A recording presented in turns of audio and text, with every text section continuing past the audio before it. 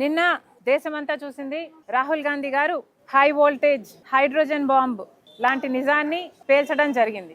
ఇది మోడీ గారి మోసం మీద పేల్చిన బాంబు.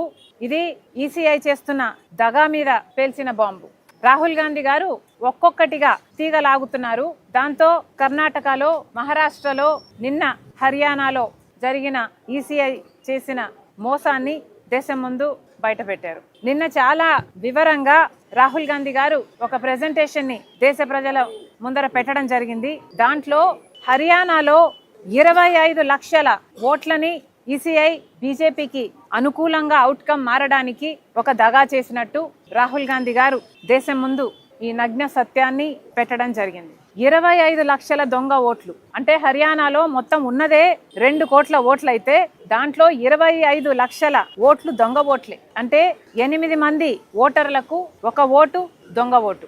ఎంత ఆశ్చర్యం! అసలు హర్యానాలో పోల్ అయింది బీజేపీకి, కాంగ్రెస్ పార్టీకి ఓట్ షేర్ చూసుకుంటే రెండిటికి పెద్ద తేడా లేదు. బీజేపీ పార్టీకి 55,48,000 చిల్లర ఓట్లు పోలైతే కాంగ్రెస్ పార్టీకి పోలయ్యింది 54,30,000 చిల్లర. అంటే కేవలం 1,18,000 ఓట్ల తేడాతో హర్యానాలో బీజేపీ అధికారంలోకి రావటం జరిగింది. అంటే వీళ్ళు దొంగ ఓట్లుగా 25 లక్షల ఓట్లు చేర్చారు.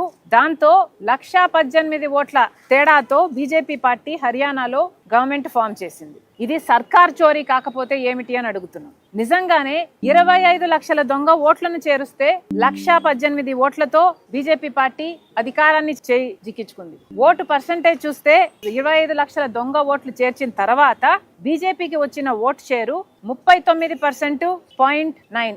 కాంగ్రెస్ పార్టీ ఇండియా కూటమికి వచ్చింది, ఒక కాంగ్రెస్ పార్టీకే వచ్చింది 39.1 ఏమో. కూటమి అంతా కలుపుకుంటే 39.3% వచ్చినట్టుంది. అంటే కేవలం 0.7%తో బీజేపీ పార్టీ అక్కడ గెలవడం జరిగింది. కాంగ్రెస్ పార్టీ అధికారం కోల్పోవడం జరిగింది. అంటే ఈ 25 లక్షల దొంగ ఓట్లను చేర్చకపోయినుంటే కాంగ్రెస్ పార్టీ చాలా సులువుగా హర్యానా ఎలక్షన్ ను స్వీప్ చేసేది, సర్కార్ను ఫామ్ చేసేది. కేవలం 25 లక్షల దొంగ ఓట్లని చేర్చారు కాబట్టే హర్యానాలో బీజేపీ పార్టీ సర్కార్ని ఫామ్ చేయగలిగింది మోసం చేసి. ఇంత అన్యాయం జరిగింది హర్యానాలో.